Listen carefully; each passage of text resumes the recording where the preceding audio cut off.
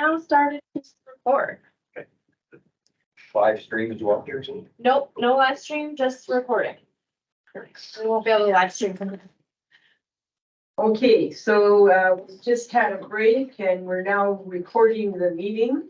So we're going to go to reports, item 1. We have item 6. We're coming back to that because she's just here from this. Engineering and Infrastructure second quarter report with Acting Director Modi. Please go ahead. Thank you very much. Well, some of the major updates that I had were provided as the capital updates, but I just do want to highlight in the second quarter, we were working hard to get a lot of capital projects moving forward. So we did issue an award or NIR engineering RFP, and we also put the construction tender out during the second quarter. For main town hall main entrance accessibility project, we did put out a construction tender for that. We did not receive any bids on that particular project. But then we have been pursuing quotes with specific companies, and we are moving that project forward. So we'll hopefully bring an update on that to council in the near future as well. We did also put out our 99th Ave West Trail Development construction tender, which it was issued, but we did not award, and that was due to budget. So the amounts that were brought back by the contractors were too high, and we'll put that forward again in this next budget, 2024 budget. And then asphalt overlay and sidewalk replacement program, we put out the engineering RFP and awarded to McElhaney Main Street Comfort Repair, issued that to Barristow and Associates. We also held a project walkthrough and stakeholder meeting for that one. For plans and policies, active transportation plan, we presented the phase 1 survey results. We also had a big public hearing for bylaw 2130 and 2131 that supported the proposed West Hill development that is still working towards their development at this time. And we also received one land use bylaw amendment application. And we approved or presented and have approved the business grant policy. Under our GIS, the main focus over the last number of months has been our CityWorks system, and in the second quarter, we were working on finalizing our system configuration. So what we were requesting CityWorks to configure for us, and then we were also scheduling staff training, and there have been a lot of staff training hours that have gone into that project. For building permits, for development permits, we had 35 permits up to the end of June. And our building permit values are provided in the chart below. So we're at a total of a little over 5 million in value to the end of June. Under cemetery, 8 tournaments and 1 niche reserve in that quarter. Moving forward into the third quarter, we're working on the 2024 budget. Construction of all of our capital projects. For the active transportation plan, we are still working on that. We have a priority projects list that a draft version, pre-consultation version, and we are working on getting some Class D pricing for that. So we have an idea of what our dreams cost so that we can make intelligent choices about them. And then we're also working towards our phase 2 consultation, which we expect will be in the fall. We did have a public hearing tonight, and we're also working on business grant application intakes and awards. And for GIS CityWorks, we expect to be going into actually using it in September. For Public Works, some of their second quarter highlights include the annual spring steaming of the storm drains, all the catch basins, etc., making sure that we've got no overland flooding happening. There was River Watch. They began their monthly maintenance in May at the cemetery. We've been working on North End, the cemetery sewer flushing, and we also had the crack sealing contract completed by Wapiti in June. And then we also began work on 90th Street, the stormwater issue there, which we have presented at council on. That was unexpected, but has been integrated into our operations. For third quarter, For Public Works, we anticipate budget as well. Supporting NAR began in August, and that takes up a decent amount of Public Works time. They're also working on hydrant inspections and flushing and some replacements. So they have started doing replacements, and they've got a couple of locations scheduled for this week. And they have rebuilt a hydrant in Saddleback that was rebuilt, included or using some materials that we had on site. And then we're also working on an RFP related to that. We are still working on both water station commissioning. It's not going as fast as we would have liked. There was a hiccup in that we did need access to our water truck to do a step to make sure that the actual physical flow coming out of the building was reconciled with what our meters were recording. And with the water truck down, we didn't have the capacity to do that. I do not understand the full details, but I just know that that part is true.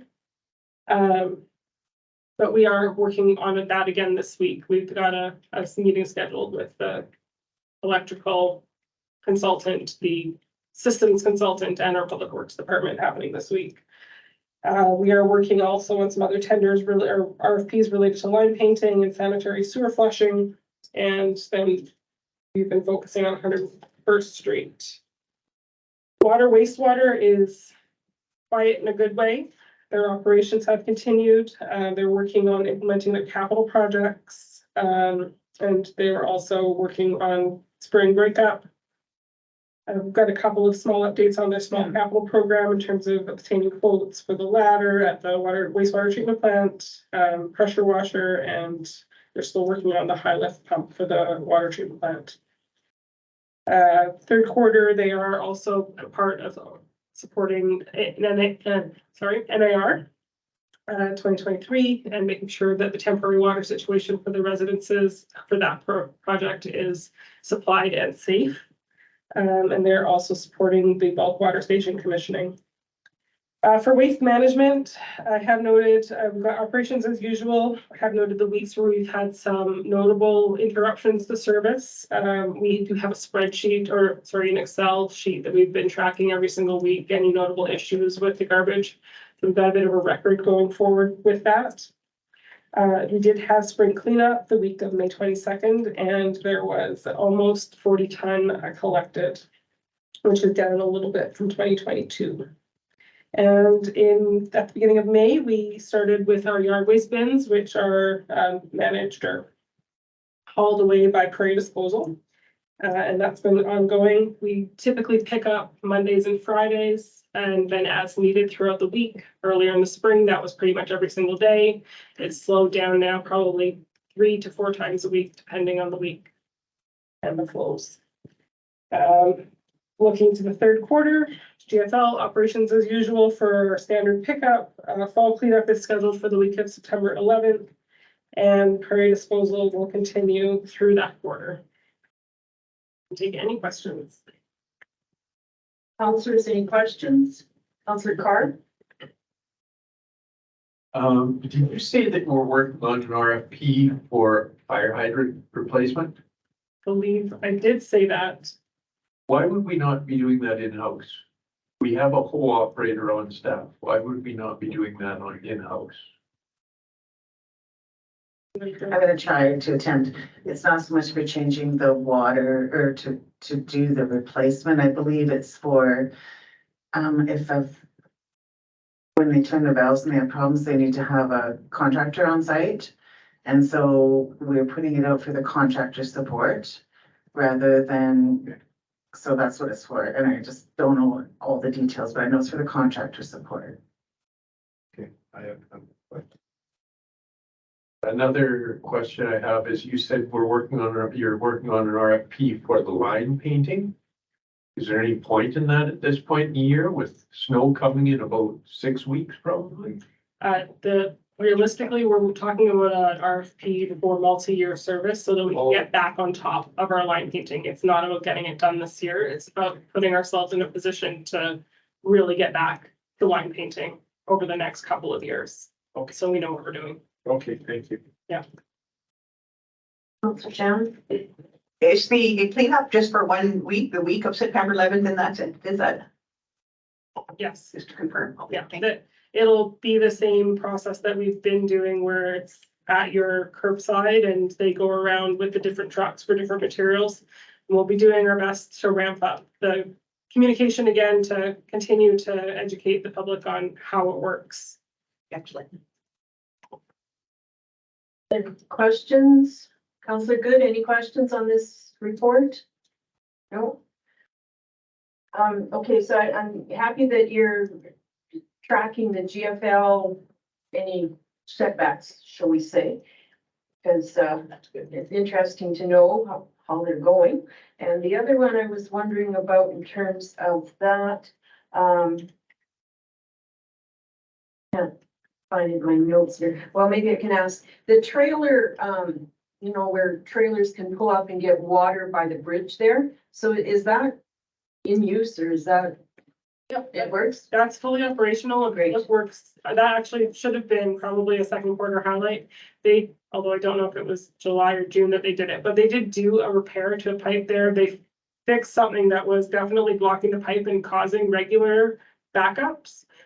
Ever since they did that repair, we've not had any backup issues there. And they also, the water's flowing as well. So our RV station is operable. We are also doing some signage. It's not on site yet, but just a little reminder for how to use it Yeah. well and properly. So we've got some newer signage going up in that location soon.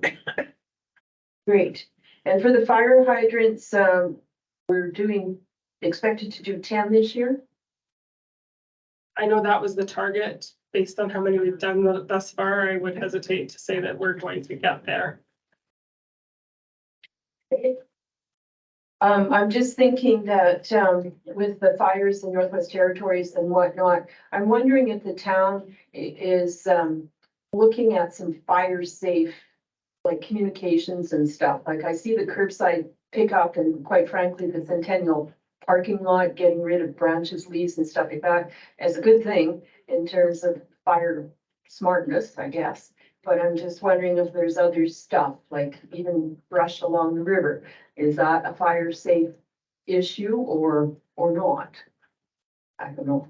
And the city works, so what, will the public see anything different when we're, I guess, more fully on city works? Will the public perceive anything or is it more a staff thing?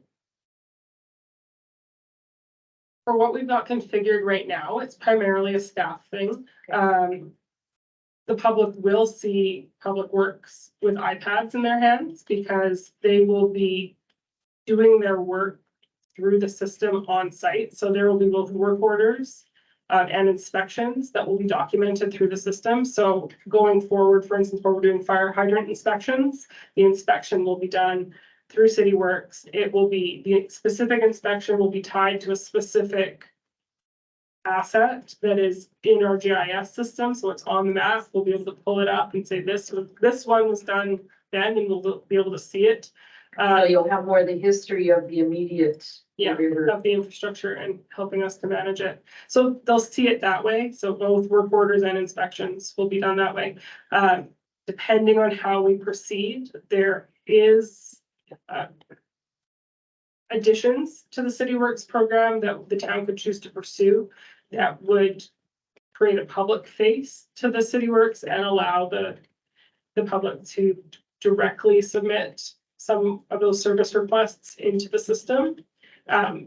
Doing it specifically with City Works and their software is an option. I think there are probably also other options, and exactly how we proceed, I don't know, but it's on our minds. It's just, that's the next step. It's not incorporated into the current project. So it sounds like it's part of asset management in the long run. Yes. Oh, sounds good. Moving right along in technology here. Except maybe not so much tonight, hard to say. Any other questions on the report? Well, thank you very much, Ms. Modi, and maybe, well, we'll be moving to accept your report later on, I believe. So thank you. Okay, so counselors, now we're back to item 6 from the previous section, which is the revised council remuneration, travel and expense policy, and CAO Miller. Thank you, Your Worship. Okay. Oh, sorry. Okay, the policy. So the last time that the policy here was brought forward for council discussion was on July 24th. And during that meeting, all the changes that were discussed at that meeting were now implemented into this draft copy that was brought before you. The amendments there are listed in the request for decision. There was a number of them. They were mostly housekeeping, define the official capacity, did some changing around the wording around virtual attendance. We clarified the maximum per day for per diem. We did increase the per diem allocation by 5 days when I was actually calculating days required for attendance at AM and whatnot. The 15 and 20 days wasn't enough. I just not quite used to having to travel a little bit further, so that time was required. And so a little bit more additional clarifying language in 4.2, 6.2, and we removed the suggestion that spouses or partners would be covered for one event. And now all the rates have been put in as well in this draft. So following the July 24th discussions, it was our understanding that there would be no adjustments required to the deputy mayor or councillor honorariums. But the honorarium for the mayor would be amendable to change to recognize all of the time that the mayor does need to attend. So different events on behalf of the town. So to gain an understanding of how much time commitment typically is spent, I did do an analysis of the 2022 timesheets and the year-to-date 2023. And I kind of determined what would, based on the new policy, what for sure wouldn't be covered any longer, and it would be covered under the honorarium. And in 2022, that worked out to about 62 hours. But it's important to note that in 2022, the things were just starting to ramp up again after coming out of post-COVID. And we are seeing now in 2023, the first half of the year is trending. So there's about 10 hours more, 9 to 10 hours more in 2023. And we anticipate that the mayor's participation and requirements will just continue to increase as more and more things resume back to normal and as advocacy and other expectations of the mayor increase supporting or representing our community. So based on the analysis that we did conduct on the extra 62 hours, we deemed or we anticipated roughly a good 70 hours a year would be an additional and no longer being compensated by claim. So based on that analysis and the current hourly rate, administration adjusted the mayor's honorarium by $3,000 for the year, which was another $250 a month to compensate for all the reoccurring events that is required of that position. And in a nutshell, that's pretty much it for the policy. We hope that what's being presented is amendable. It reflects everything that council was considering and discussed. And we hope to see the policy adopted this evening. Thank you. Counselors, maybe we'll go through this in somewhat of a organized way. So if you go to the proposal, page 1 of 8. Anything on that one?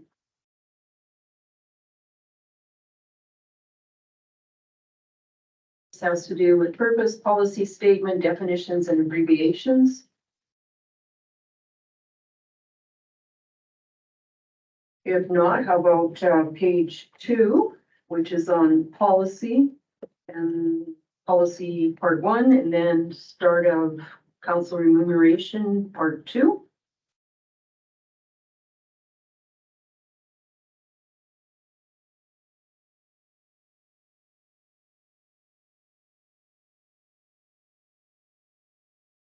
Okay, page 3, which is the rest of 2.3 and 2.4.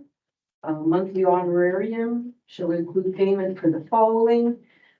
And when the written report has to be submitted to administration, outlining their attendance and activities and official capacity for the month.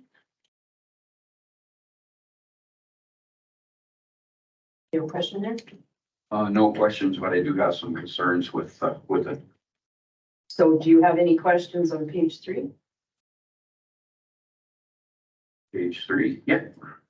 Okay, what's your question? So on page 3, I've been very adamant right from the get-go that base salaries remain the same. So I have the old remuneration policy in front of me as well as the new one. So on the monthly honorarium, the yearly honorarium for the mayor, doing the math shows an increase of $45.60 per year. The deputy mayor position shows an increase of $13.80 per year. And the council remuneration shows a difference of $11.40 per year times 5, which is an increase of $5,700. Am I correct in saying that? Not necessarily, remuneration went up 2.4%. This year, so I'm not sure what rate you're looking at. It went up according to the policy that's in existence right now. Remuneration had increased at the same rate as the town's increase that occurred recently. So, for example, the deputy mayor's honorarium is now $21,360 per year. That's in the new policy. No. That's what you're getting at. That's what you're getting paid right now. Yes. Okay. So the new policy that's being presented to you as, for consideration today, the only change that is reflected in any honorarium is the mayor's, and it was increased by $3,000 over and above the current honorarium rate. So what I did then is when I missed the math, I missed the annual Raise. Right. percent increase. Yeah, I believe so.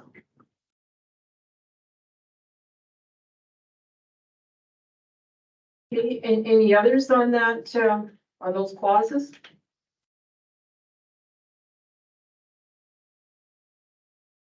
I'll just ask a quick question. The report will it be like a form, kind of like the hourly submission is like a form to fill out like a spreadsheet? So, the counselors, like say monthly, let's say homework assignment for want of a better word, that'll also be just like a kind of a form to kind of bang out or? Sorry, yes, we'll design kind of a report. Okay.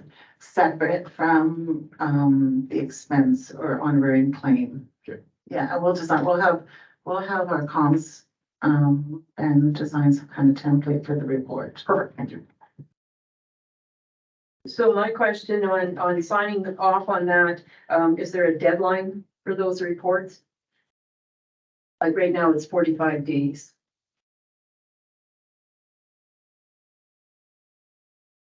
I would think that we would like to include them in the next GMP.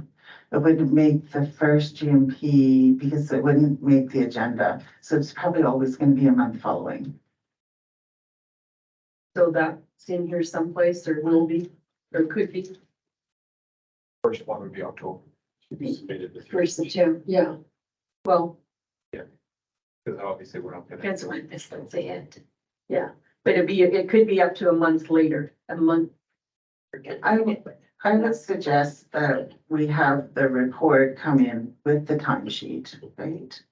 And then it just will not get included until probably the next agenda, the first GMP agenda when we do reports. And in here, the timesheet is due on the first of the next month, I think. Yeah, that changed. I have looked at this report so many times, honestly, I don't know if there's a date in there when they're due. I think it said, if I remember, we wanted it within 5 days following the month or something. So here, number 2.5, on or before the first day of the month following. 2.5 at the bottom of page 3B. Here we go, shall submit a written report.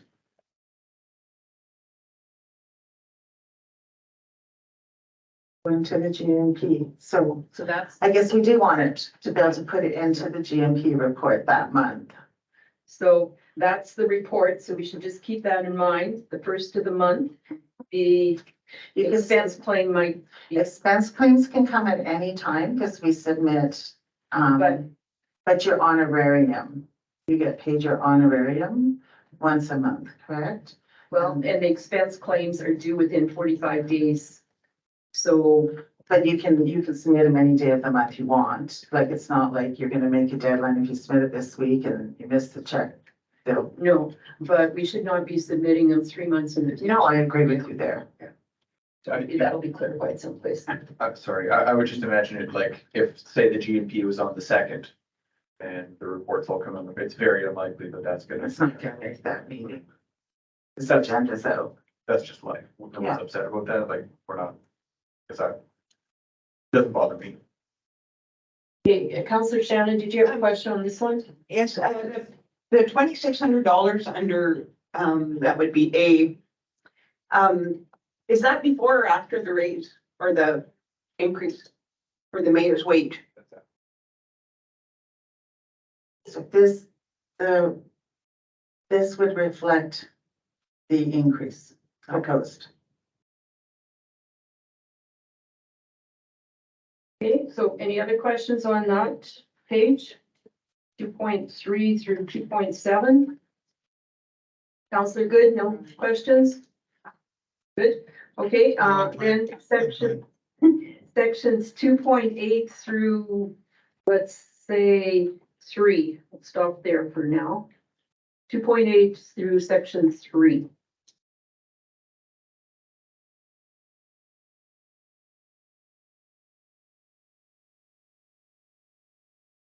I'll ask a question about 3.3 then.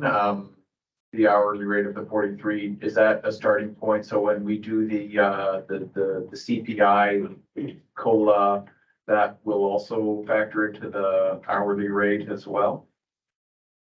Okay. Okay, then how about section 4, per diems?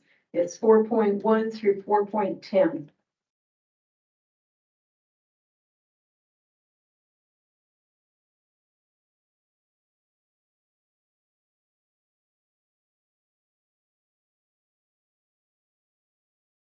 I do have a question about that. So the per diems, if we are using a travel day, does that count differently? Be one of your per diems, but I believe I got that in there to adequately cover that. So I had to put those extra days in Yeah, to make sure that travel would be covered adequately. And I analyzed, actually I analyzed Mary Manzar's and I analyzed yours as well for 2 years, just to make Yeah. sure conferences and everything would be covered adequately. I guess what I mean is if we're, because currently when we're using like when we're counting travel time, it counts at a different rate per hour than attendance time. And so well, in my estimation, a day of my time is a day of my time, whether I'm driving or whether I'm sitting in a chair listening to someone talk. So I prefer it to be all the same rate. I think there's just way easier to calculate and mess around with anyways. So This policy doesn't reflect a reduction in rate for driving as is presented. Okay, any other questions on section 4, per diems? Okay, how about section 5, communications expense? Deputy Mayor? Yeah, so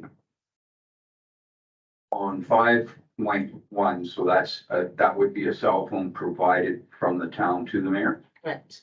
Yeah, I don't have any issues with that. The 5.3.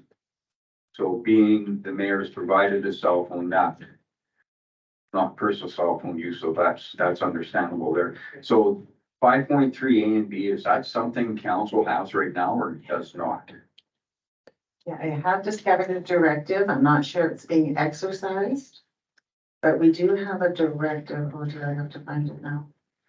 Where you are to be getting, something for council for your, cell phone use and that, yes.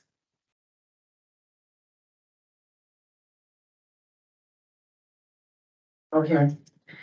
Sorry, so the current directive says elected officials who choose not to receive a mobile phone and instead use their personal mobile phone will be eligible for a reimbursement of $52.50 per month to cover the cost. And also, this allowance is considered appropriate for the expected business use of a phone. The town will also provide an allowance of $250 a year towards the purchase replacement of mobile phones. This is in order to minimize administrative costs, a single payment of $880 a year will be made to council. So councilors, so I'm not sure if this has been exercised. I said I discovered this directive. And so I took that then turned it into this split here. Okay, yeah, because I don't remember ever participating in this before, and with us not ever participating in it, I'm wondering if we even need it. But if my math is correct, and here again, I'm not the best in math, but if my math is correct, excluding the mayor, on the cell phones would be an increase of $3,600 a year. And including the mayor on personal office, with that all totaled up as an increase of $5,700 a year. Is that correct? I would have to do the math. I'm sorry. I just, to me, it was an increase of, like I said, I was comparing this from $880. To me, I was comparing the directive, which is a payment of $880 a year to, the $900. So to me, it wasn't an increase. Other than, I said, the mayor gets her own. Just that it was never ever used. Yeah, that I can't speak to. I would have to go with I that. think it was at least 2 councils ago that there was a discussion. It's a 2018 directive. Yeah, I think I so even remember that conversation. more recently. Councillor Good, question? or- Yeah, that was going to be my comment, that it was one of those things that if you read the directive, it says they will be eligible for. So if you needed it and it was appropriate for you to use it to use your cell phone for business a fair amount, then you could be compensated for the town business, then you could be compensated for it. But it wasn't something that was enforced. It was an eligibility. Thank you. I don't remember that. Deputy Mayor? Yeah, I don't remember that at all, but no, that's a good point. So if a person, let's say if a person does submit for the cell phone, does the public get to see that anywhere? We wouldn't be looking for a claim. It would just be a flat payment out. I wouldn't be seeking, if you don't have a cell phone issued to you, we would just issue this payment annually automatic. Because you're using your own device. If we're not providing one to you, you're clearly using your own device for business purposes. It also, Kevin just reminded me that it would show up as part of a benefit under the audit financial statements. It has honorarium benefits paid. That would be included in that portion. And that's broke down. It would show us a benefit. And then you can apply, you could get a T2200, and then you could actually apply that cost against your tax return because you're using it for business purpose. So the town would have to issue a thing saying it was used for that purpose, probably, yeah. Okay, any other questions on communication expenses? I do have a question. Councillor Carr? I think I think I missed it. It was under 3.2, and I couldn't find it when I was reading, but I got it here. It says hourly rate shall be claimed at a rate of $43 per hour with a minimum claim of 1 hour. Now, I find, like with municipal planning commission, I sit on that and I would see more times than not, our meetings are 15 minutes. Like, should it not be a half hour? Like an hour seems, like we've had meetings that are 12 minutes.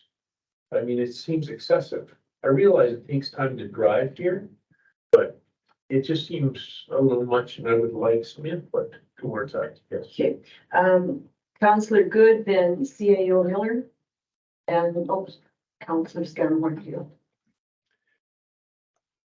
I'd be fine with a half an hour, but my feeling is that the minimum is not, in most cases, it may be for the municipal planning commission, they can be very short, but they can also be very long. And you still have to take the time to not just drive there, you still have to take the time to read the report, and you still have to have time to take a look into the issue. So I think that was the reason for putting the 1 hour minimum there. So I prefer the 1 hour minimum because I think it's reasonable under the circumstances. And I think it would cover a lot more committees than just the municipal planning commission, but I'm fine either way. Thank you, Counselor Scammahorn, and then CAO Miller. Sure, I think the hour's appropriate in that, so I'll go back to the MPC and that. So those meetings are always on Tuesdays, and so essentially what that means is I have to book off my Tuesday. Like I can't coach on Tuesday. I can't plan on driving my daughter to piano lessons on Tuesday. I can't schedule things on Tuesday. I have to keep Tuesday open in case that meeting happens. And so it's also not only a payment for the time that I am, like Councillor Good said, sitting in the chair, but also the fact that that time is spoken for.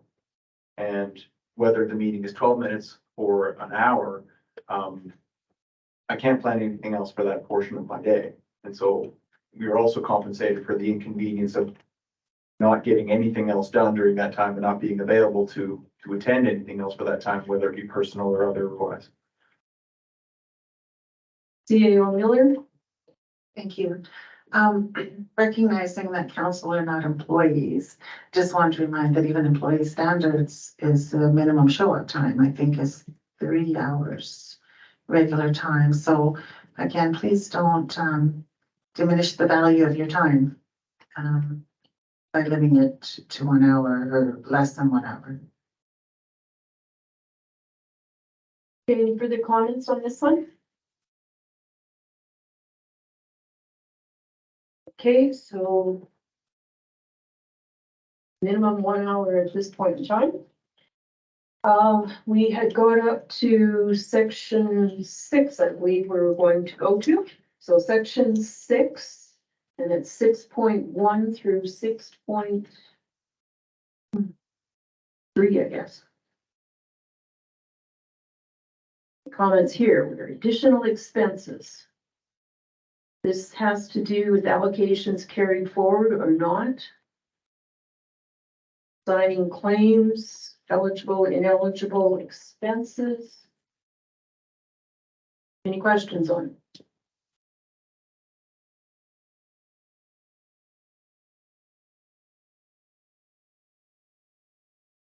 I just have a typo under claims A, 6.2A. It's sort of ends, or the deputy mayor in the case of the mayor. Mayor's absent. Yeah, mayor's claim or something. Just to finish it, my opinion. Okay, and anything else to ask about in section 6?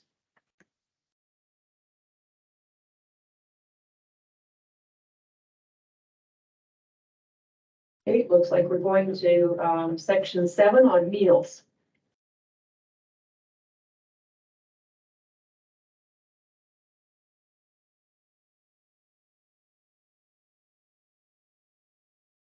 I'm good with the way it is.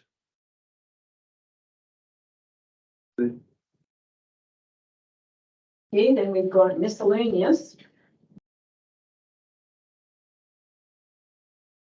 section 9 is, reviewing, this, policy or this bylaw. Anything on section 9? Can I just jump back? Yep. Which section? Just looking at the meals there. So if I spent $20 on breakfast and lunch, it's acceptable to have $130 supper? Is that what we're saying there? Where it says up here we can spend up to $150 a day on meals? I guess that would be what it would say. Yeah, I got a little problem with Well, somebody having $130 meal. You have to find, if you're having $130 meal, you have to find the breakfast for those amounts, so. Maybe. Sorry, you were gonna say something, Counselor? Oh, I was just saying it's one of those things that you can do, but probably shouldn't do. And so earlier in the policy where it says, you know, council should be using discretion and all that kind of stuff, this is where you reduce. But I mean, we like, well, okay, so not that I recall the values, but when we went to AUMA or AM rather in Calgary, the hotel that we were put up at, the meals at the restaurant there, not that I ate there, were more than anywhere you could find to eat in Peace River, so saying it was a good idea to do it, but also if you're going and having a meeting with so-and-so at such and such a place, and they're like, yeah, meet me here, you know, maybe in a position where it's maybe just ordering appetizers. Counselor Good? Yeah, I think that, so I understand and appreciate, Mark's comment is that 150 is there, but the good thing about it is that that's with a receipt, and the receipt's going to be a part of public record. So if you're going out for, you know, I had 3 tenderloin steaks that evening because I was really hungry for some beef. I think that would be something that would be noted as by people who may be paid, like there's, what's that thing I've heard years ago is that all mushrooms are edible, some only once.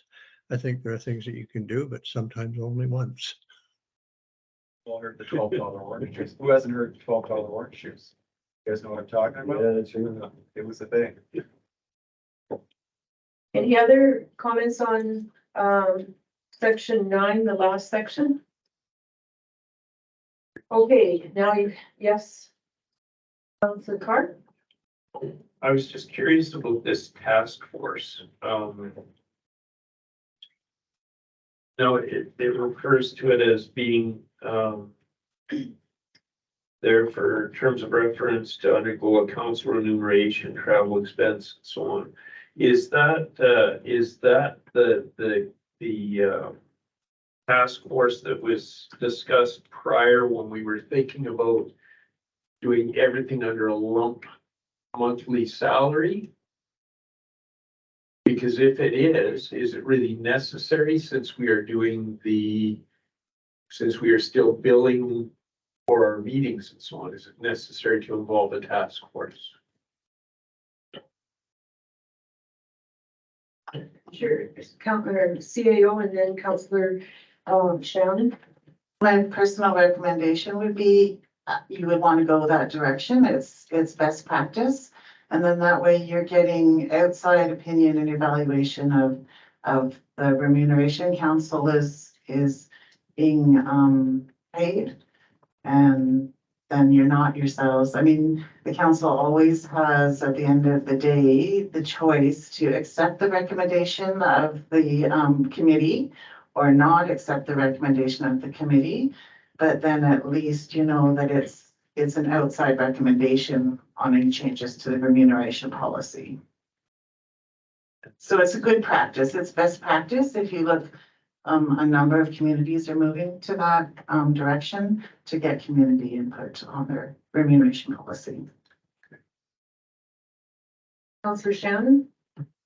I also don't think there's a place for that anymore. We're not doing it all under one. I think I have a problem with it as well because it was said before when we discussed that, that if that a recommendation was brought forward, that we had better, you know, darn well take the recommendation if they put that much work into it. I'm not voting for any raises at all for the next at least 2 years, so I don't see the need for it. We should have that in here myself. It's my opinion. It's how I feel about the matter. Okay, so there are other communities that do have that sort of, committee of some sort. Yeah, just some. There's some and all sorts of things, I guess. Does provide the public input into the whole cause, and whether council accepts that or not, it's an advisory thing, I guess. Okay, so any other comments on that one? Yes? This ad hoc committee, would it have to be like terms of reference with those people have to be residing within the town limits of Peace River, and is it a paid committee? We would develop a terms of reference for council to accept, and I would think you would like them to reside because their taxes support the community. And what was the last question? I'm sorry. Is that task force a paid committee? No, it's not.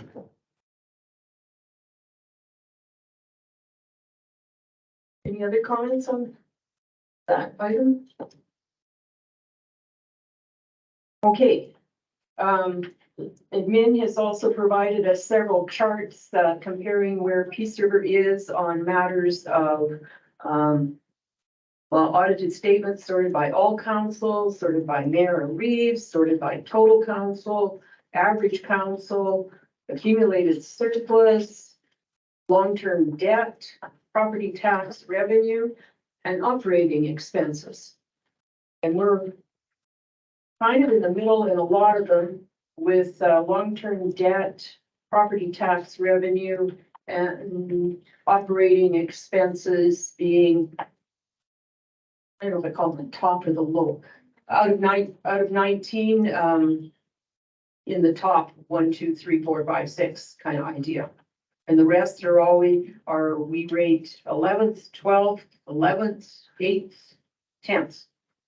Really, our operating expenses are high, reflective of our debt load, right? Connect as well. Any comments on the charts? Any surprises to council? I think we're right in the middle. We're average. Yeah. And not taking into consideration our state of our finances and the geography and stuff of our town like that that's costing our more money. Yeah. Okay, back to the main policy or the main, it's policy. Anything further that somebody wants to bring up before we perhaps make a motion, a resolution on this? Deputy Mayor? So just going over my math again here. So you're suggesting, administration suggesting that the mayor has an increase of 3,000? Correct. Okay, and if, I'm saying if all the council takes in, with the exception of the mayor on the phone, but including the mayor on the personal office expense, if everybody did that, we would have an $8,700 increase. Yeah. He's going, I think, from assuming nobody has done the 880 at this point in time.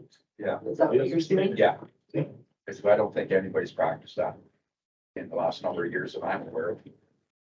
Well, you know, and on that topic, it's one of those things, depends what you expect your kind of employer to provide for you, be it work boots, be it, I don't know, what else? Flag rule in the old days, I don't know what else.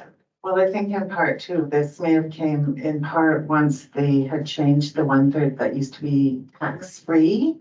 And so a lot of municipalities moved to this kind of increase the honorarium and then did this kind of payment to help reduce, because it'd be not taxable when you have the 2,200, right?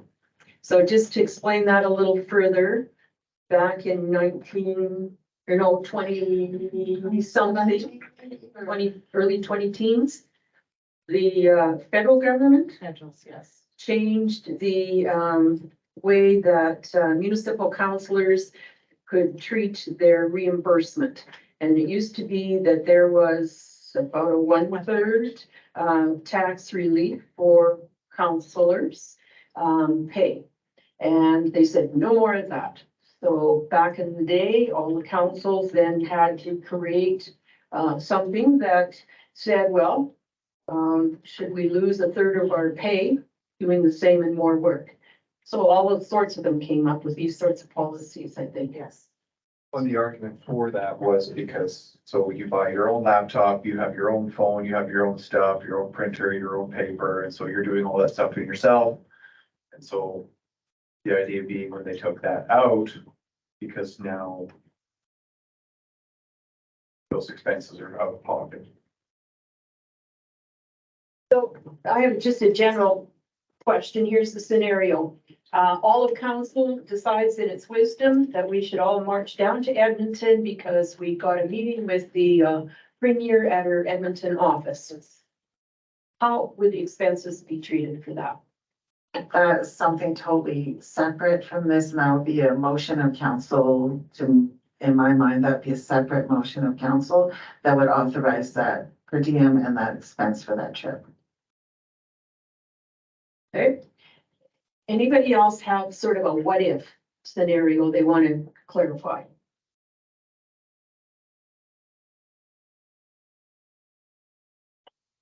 I'll have another what if. I march out to at Treaty Days at one of the communities to the east of us. I arrive and I get asked to make a speech. That would be part of the mayor's honorarium from now on. And so it's out of my community. Claim travel expense. So town. I just want to know what it is. Anything else you guys can think of that might come up? Counselor Boychuk. Say I travel out of town to a conference. Now, due to weather or something, I get stuck there for additional 3 days. How would I be compensated for that? And would I be on my own for my hotel or alternate travel, or how would we work that? And caught in the wildfire. Wildfire, snowstorm, cancellations, pilot strike, you name it. Yeah. COVID. Something. Yeah, Counselor Scammahorn. Oh, sorry. Counselor Scammahorn and Counselor Good, or vice versa. I'm not that I've ever heard of this happening, but one of the things that they, in our collective agreement is you can use a personal day, so you're still getting paid for the day. But it is a personal day, so the equivalent for us would be you could use your per diem. So you've got 20 of them, so you could burn through the rest of those for.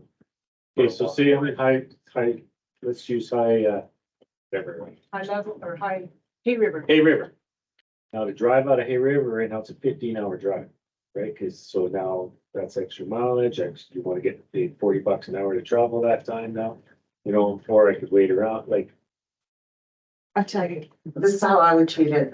If your normal conference, you would have gone to that conference and you would expect to take 2 days and you ended up 3 days longer, I would do exactly Councillor Scanlon said. I would take it out of your allocation and the budget out of your budget. And then if you ran out of your allocation come near the end of the year and there were other things that you should have or would have liked to have attended, then I would come back to council and ask for additional days in lieu of the fact that you had to spend extra time and expenditures because of force majeure or some other reason that was out of your control. That's how I would personally handle it. And if you may not use all your allocations, so there may not be any concern. Counselor Good?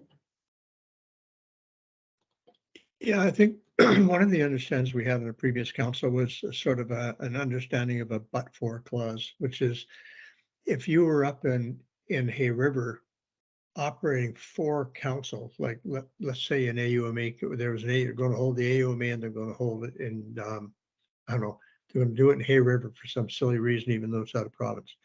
If you're there for that and something happens, you're there, you would not be there but for being on council. And if it was, you were at something because you were there because of council, then you would be compensated under normal circumstances. In other words, in a case like Mark's where you were okay in getting paid for the 3 days at some such thing, and you were there on behalf of council, and it got extended to 6 by things beyond your control, you would not have been there but for council, therefore you would be compensated. Well, I think that's a fair way of looking at it.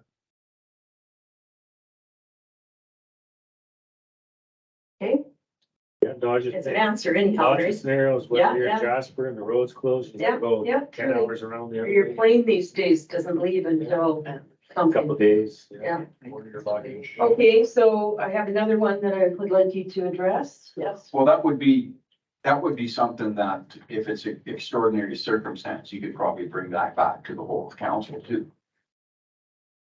Figure that out then. Okay, another one. We have a gala of some sort coming up. Tickets are $20 a ticket. And the general invitation, it's a community function. So the councilors paying the $20 or their time or anything at this, under this. Councilor Scanlon. Is that referenced in the additional expense budget at the start of each term annually after mayor and each council be allocated? There's a professional development budget. So is that a similar thing? Would I be able to buy a ticket through an expense budget that I have?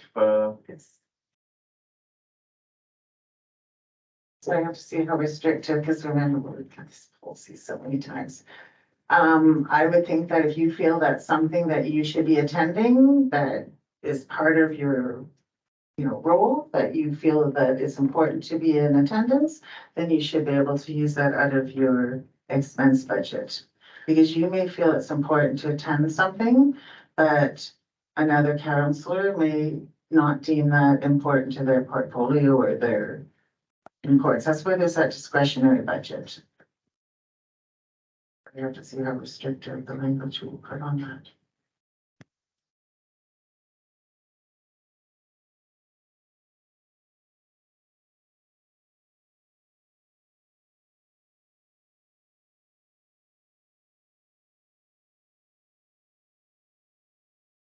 Yeah, in relation to conferences, so the way we worded it here, it says a member in relation to conferences, conventions, and courses are funded through your individual discretionary budget. So if you deem that a conference, a dinner, it's not a conference, it's not a convention, I guess you would have to pay for that.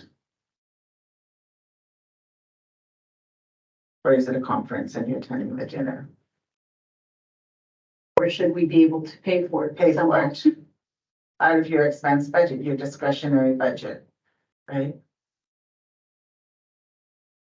We're talking the ticket, we're not talking the time, I guess. Expenses, by member council in relation to conference, conventions, and courses are funded through the individual.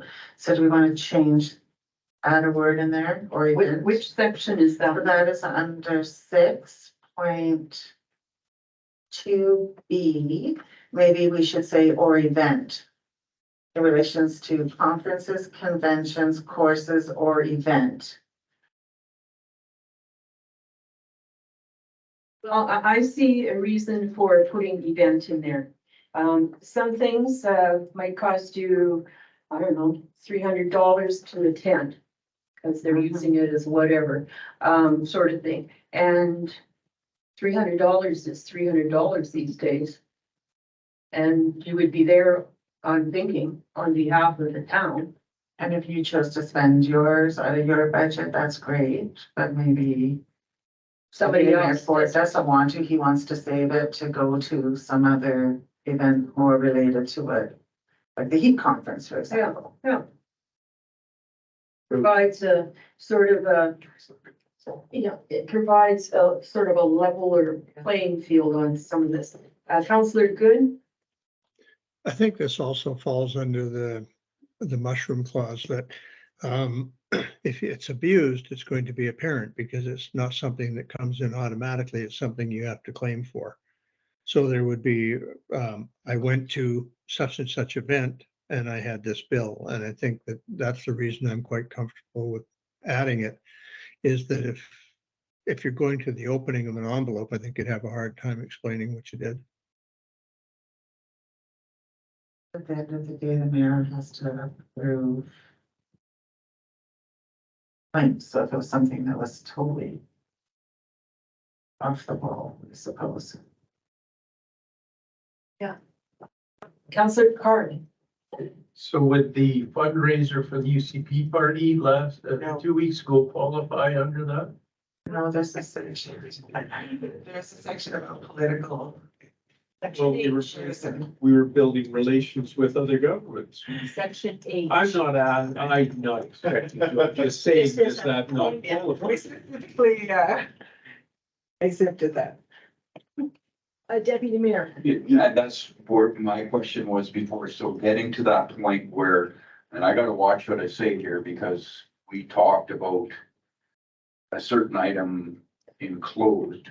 So if the mayor or the mayor has a feeling that she's expected to be there, how would something, going back to Councillor Good or Councillor Carr's question, how would that affect the mayor when the public would expect that person to be at a function like that?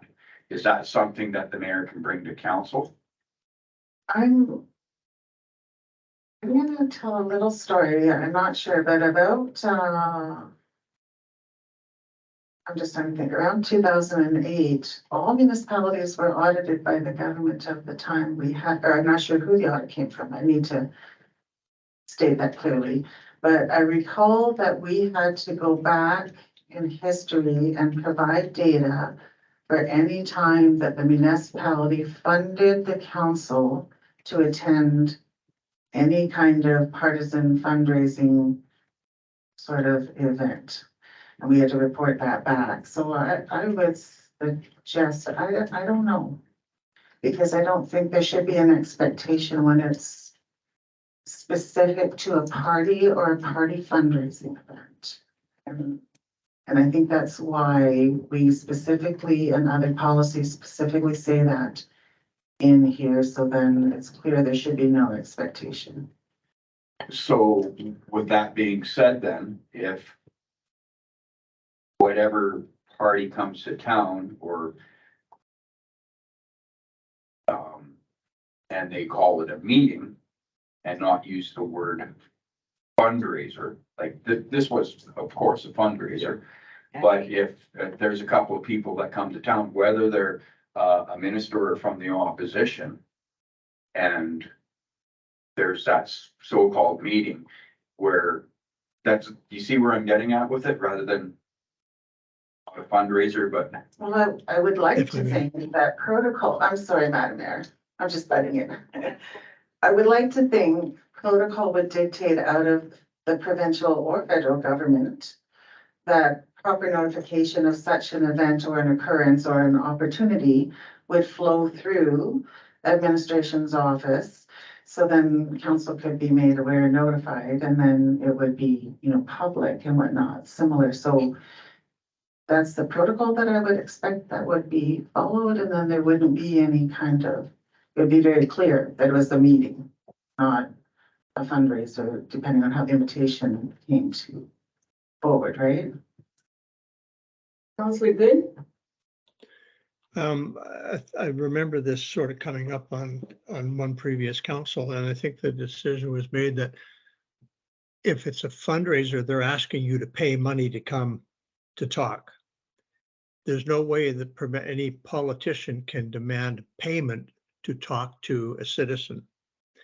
So if there's payment to go into the item, it's a fundraiser, and it's a fundraiser for that party. If a politician is coming to Peace River, They generally, as you say, are coming for a reason. It's either to talk to our council, but maybe they're coming up here to talk to the Department of Highways and has nothing to do with us. But if they're coming up here to talk to us, generally, they're not going to say it'll cost you $200 to have the conversation. And I think the policy, if my reading it is correct, I'm just going to pull it up here. It says a party function. Well, a party function is separate from a government function. Meeting with the minister is not a party function. The government consists of individuals from multi parties. They're acting on behalf of the government. Still, each MLA has one vote, same as any other MLA, so it's not a party thing. And I think that that's the safe determination that if it is a party function, no. If it is a political function, yes. Okay, Deputy Mayor? Thanks for that, Councillor Good. So basically, just using that fundraiser as an example, then, if we had a minister and a premier in town and they were here on a party fundraiser and administration and or council got a hold of that member requesting a meeting, that's totally different then. Yeah, You're not paying for Yes. the, just want to make sure the opportunity is there. other comments on anything in this policy before we perhaps move forward on it? I'm just gonna read my notes, how I feel about it all, because we can't go for it. Okay, I had assumed that the council would refrain from considering salary increases until our financial situation demonstrates more stability. I maintain my position against any alterations or in the compensation for both council members and the mayor. The council salary absorbed the hours that are now unclaimable, a principle that should encompass all of council, including the mayor. In light of the economic challenges, particularly inflation and escalating utility costs, coupled with our own increased service fees like water billing, it is important to exercise prudence. To begin with, it is evident that each of us observed an uptick in our time commitments over the past few months as the town's issues ebb and flow. Some council members, including myself, have also consistently devoted effort to cultivating, nurturing relationships with fellow municipal representatives, as well as provincial and federal elected officials. This activity falls within our scope of our existing compensation, as it is ongoing, consistent, and a genuine obligation on our part. Additionally, enhancing government relations is not an unprecedented responsibility. It is an ongoing facet of our roles. Meetings stemming from such advocacy efforts are rightfully claimable, so I'm puzzled as to why bolstering government relations should warrant an increase in salary, given that it is already an important aspect of our responsibilities. So the mayor's salary is about $900 more than ours, and this is consistent with the averages in similarly sized towns, like in the charts that we were talking about earlier. And it's essential to acknowledge that these towns do not grapple with the same demanding geography and its associated expenses. It is only appropriate that our financial standing be considered when assessing remuneration. We are not underpaid by any measure. The median wage in Alberta stands at $28.85, whereas our earnings at $43 an hour surpass this considerably. Therefore, I cannot support any raises. I'm opposed to salary increases or at full compensation. I mean, this job is anything but easy, but nonetheless, this was a realization we had on entering this role. And I think it's a sentiment that we could, we all share that. We understand time commitments could fluctuate and the responsibilities in this unique position would be demanding. But it's also important to reiterate that the foundation of our role lies in public service. Thank you. Any further comments? Okay, would someone be prepared to put a resolution on the table with respect to this policy? Councillor Good? Your worship. Recorded vote, please. Well, first of all, we'll get the motion then. A motion, perhaps, Councillor Good? Yeah, I'll move that council adopt the council remuneration travel and expense policy as presented. Thank you. For the discussion, Kayla? Okay, C.A. Miller, would you think it appropriate to not have it as presented, but to fix type of Oh, as graphical amended. errors? And addition of events in 6.2 and 6.3? Or just I'll within accept 6? that as a friendly amendment. Yes. Thank you. Okay, so under those assumptions, Councillor Good has moved the adoption of the council remuneration, travel and expense policy as presented with those amendments. Okay. Any last questions? Discussion. Okay, Can we hear the amendments? Please. So 6.2, it's just adding in the case of the mayor's expense claim. Just because it doesn't read quite clearly right now. It just adds, so reimbursed expenses are paid by submission of an expense claim form with receipts attached and must be approved by the mayor or the deputy mayor in the case of the mayor's expense claim. Just to clarify. And then 4.1, that's my error. I changed the numbers to be 20 and 25, but I didn't change the actual words to be 20 and 25. So I'm just adjusting those per diems to match correctly. And then just per council's discussion this evening, somewhere in section 6, just adding events as eligible as well. Councillor Shannon? I just want to clarify in this policy, then the $3,000 wage for the mayor is in this policy, the 2,600. Yes. Okay, thank you. Any other discussion items? Okay, we're ready to vote. Those in favor of the motion? You can Aye. show your hand.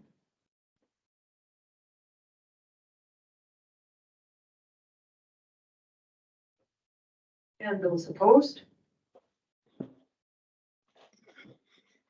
Okay, and for the record, I'll read them into the record. And for the motion, we're good. Councillors Good, Councillor Scannahorn, Mayor Manzer, opposed, Councillor Boychuk, Councillor Shannon, Deputy Mayor Ford, and Councillor Carr. So the motion is defeated. So this leaves us in a conundrum. It means that the present policy is still in effect.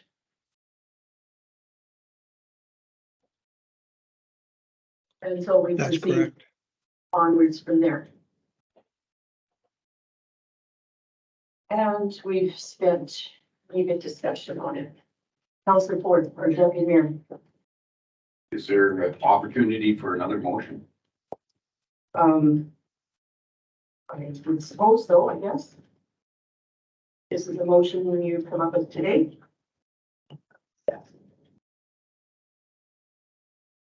Well, I've been very adamant that there should not be any salary increases. So I would put a motion on the floor to accept the policy as amended, with amending the mayor's salary to less than $3,000. That way everything remains the same as it was. Well, actually, it doesn't, but Councillor, okay, so the motion on the floor, everybody understands the motion? Councillor Good.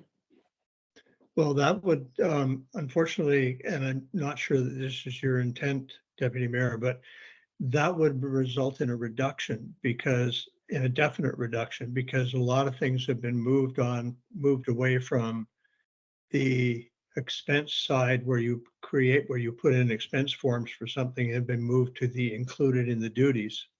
So that's where that would be a marked decrease in salary because the policy doesn't allow you to do those things anymore and put in your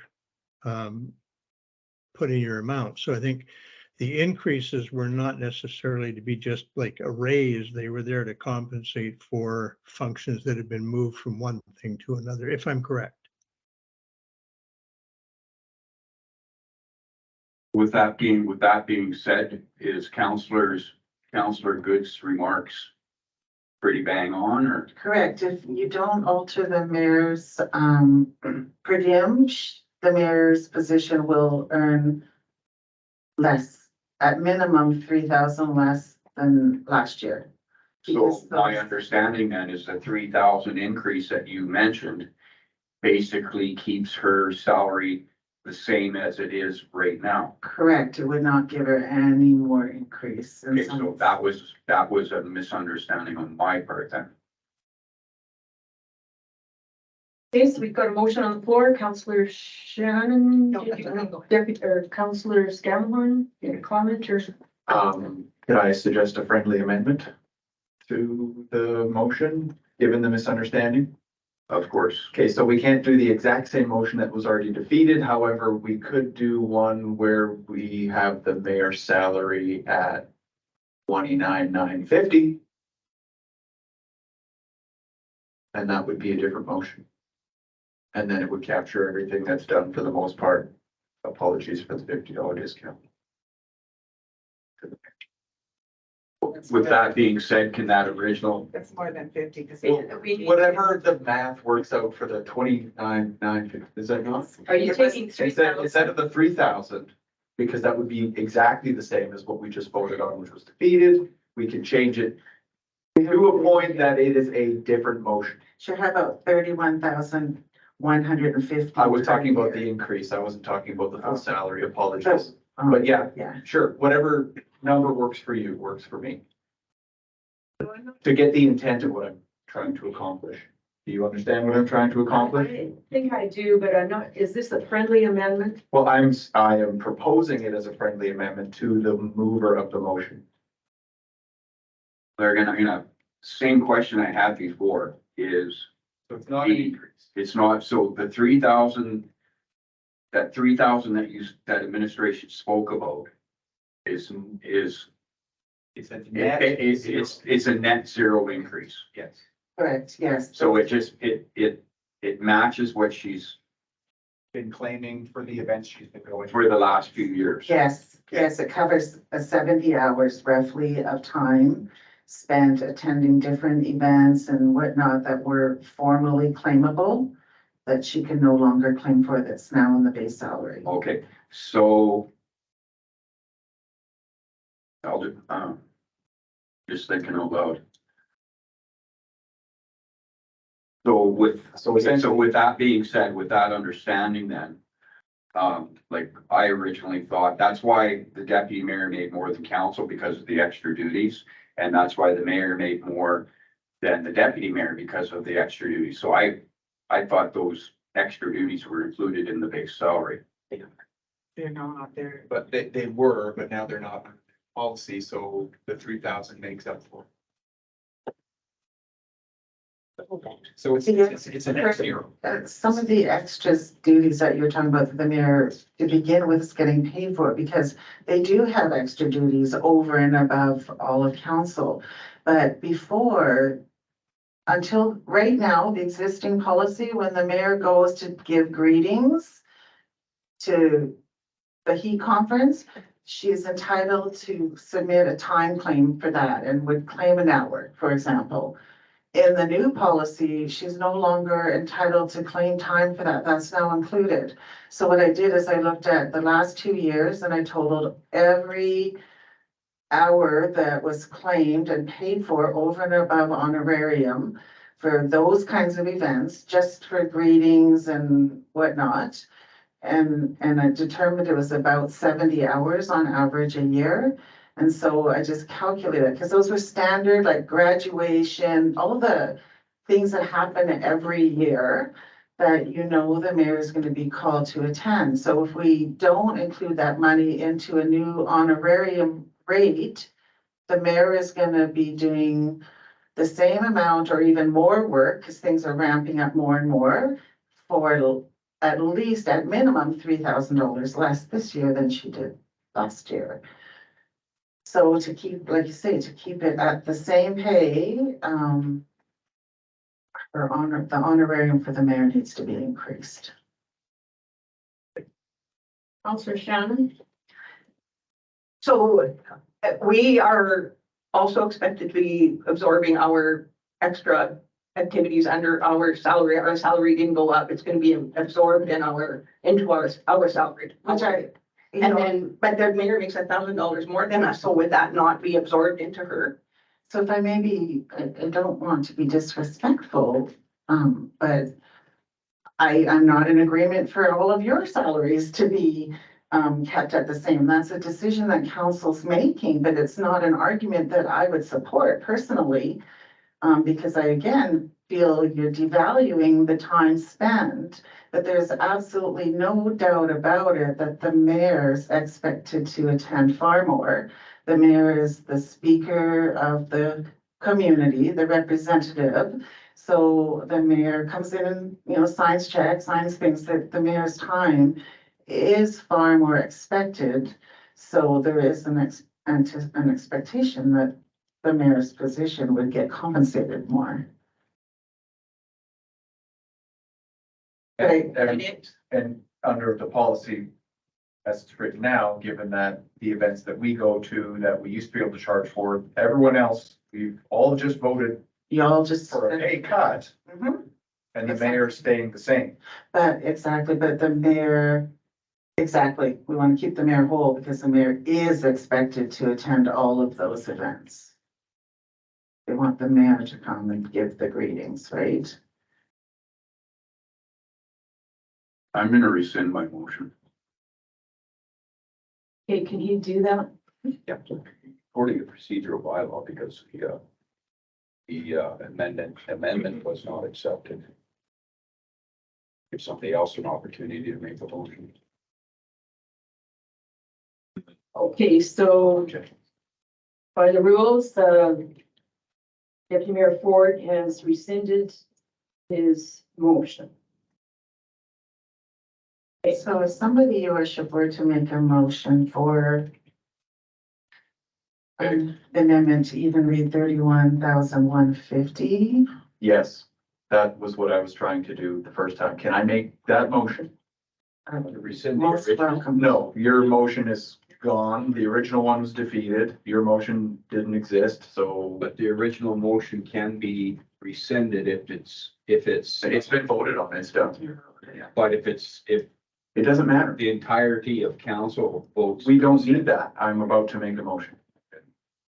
I think on the rescinded part of things, do we vote on that? No, a counselor rescind, when they say I Done, rescind the right? motion, it's rescinded. Okay, so it's as if we're at the point where the original motion Was defeated. was defeated. We're at that part right now. Yes. Okay. Counselor Scamborn has the floor and then Counselor Boyton. Just gonna ask a quick question. Okay.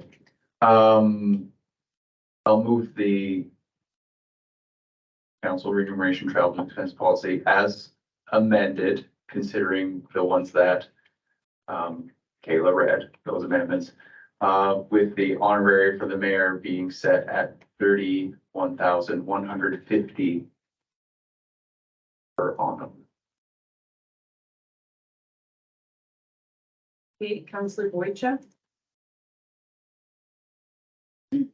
Break the twists and turns we're doing here, so I just want to make sure we're on the right page. I thought we discussed eliminating a lot of these frivolous things, not frivolous, but certain things like attending fundraiser events and stuff like that. And then now we're kind of compensating for these extra hours in a roundabout way. Is that how this is going? Like we first said, we're not paying for people to attend these events. And now we're saying, well, this person puts in this many hours for the event, so we're gonna pay them? Is that kind of, am I I making? think part of it is yes, and part of it is no. Town council receives invitations to go to things. Tends to be the mayor that gets to go to these things, is requested to go. And it's that element that is the difference in the mayor's salary and others, I guess you'd say. Yeah, well, I understand that. But it's just, where do we draw the line? So what We're all requests taking are a cut. accepted? And We're all taking a cut. Okay. Are we? We are, yes, we are all taking the cut because these events that we used to charge for, we no longer can charge for. So we're all taking a cut, but the percentage of the cut the mayor would be asked to make would be much, much, much greater. Because the mayor has to go to, is requested to go to more events. So what are we talking about, if I can ask the CAO question? What is the net budget impact of everything that we have looking at in this policy compared to retaining the same one? Is it even, is it a savings? Is it zero? Is it 1% above the last policy? Like, I feel like we're haggling over such a small amount right now. It's actually kind of, I don't even ridiculous. I'm gonna say on the honorariums, it's hard to say because events, I said, things post-COVID, more and more things are happening. Last year was really the first year. This year, things are full swing. So, but I'm gonna suggest the way the policy is written when it comes to honorarium, if all things were equal, meaning the exact same events were attended for the exact same hours, there would be a decrease in the expenditure. Because for all the events that everyone other than the mayor claimed for attending different things, those will no longer be applicable. So there would be a savings. Thank you. And there will be a savings on the mayor end as well, because we just averaged 70 hours. So there's anticipated that the mayor will put in more than that too. So there will be savings on that end as well. Yeah, and part of, I look at some of those things is, I tend to write my own speeches, and yes, some of them are very short, etc. But still, I sometimes spend 2 hours, 3 hours doing that. Somebody else could go and not make a speech and not have to do that part of things. So that part is also unclaimable and is part of the difference between certain salaries in these policies, I think. Anyways, you have another point or no? Recorded vote. Well, we haven't, I don't know, have we got a motion? Yes, I do think. Okay, your motion is that this policy as amended would be there with the exception that another amendment on 2.3I is, that would be 31,150. Is that Yes. what you did? Okay, does everybody understand? So just one more question. So if I'm understanding this correctly, the way the motion is written is going to be net zero, or we're at least going to have a bit of a savings on the way the policy is currently written. Correct. Okay. You just need to put that in again, just the caveat, all things being equal. So that means if everybody attended the exact same events last year for the exact amount of time, there would be a savings. Okay? But this year there could be more events that are being attended that, you know, like, cause you can't just look at total honorarium, right? Because you guys also have per diems, right? Maybe this year you're gonna attend AM and last year you didn't. So I'm just saying if everything was equal, there would be a savings, yes. Any other questions? Okay. Now, did somebody on the recorded? Yeah. Did you ask? Okay, so Deputy Mayor asked for a recorded vote. Okay, so everybody understands the motion? All those in favor of the motion? Aye. Okay, I will record this as, last name's Ford, Good, Scammahorn, Danzer. We're in favor, opposed? Okay, I've got, Carr, Shannon, and Boychuk. Okay, the motion is carried. Okay. I think we're now done this matter. We have 3 motions to consider, so that should probably be sufficient. Until next round, they're always interesting conversations, this part of things. Okay, are we okay to finish off reports and information? And before we get to the closed session, we'll have a little break. That's okay. So we're now moving to reports. The first one is the CAO's second quarter report. Ms. Miller. Thank you, your worship. Okay, so to start off my Q2 report, started with looking back at my Q1 report and what I had indicated would be my top priorities for Q2. And the first one was union negotiations. So quite a bit of time over Q2 has been spent either in preparations of negotiations or actually involved in bargaining days. So 5 days were actual bargaining. We're making some progress. And I guess it's safe to say summer schedules have made it difficult for us to all get together. So it has slowed down the process a little bit, but we have 2 more dates in September scheduled. And it's safe to say if we don't make any movement there, we would be going next step to mediation. Recruitment was another priority I recognized I'd be involved with. So lots of attention and time was spent on the search for the director of engineering. We were actually pleasantly surprised at the level of qualified candidates that were brought forward by the recruitment firm. And we have, as mentioned before, engaged a new director, Pat Fisher. He is a PNG, and yeah, we find he's pretty enthusiastic and personable. I think council looking forward to introducing him to council mid-September. He's starting on September 6th with us. And thirdly, policy and bylaws. Yay, yay, yay, we have passed the council remuneration policy. I can put that to rest now for a while, and upcoming would be the procedural bylaw and code of conduct. We didn't really get any time to spend on that in Q2, but we're starting to review that. Other things that happened then in Q2, we did manage to get through some discussions and decide upon a CAO mandate letter, which now we're working to satisfy.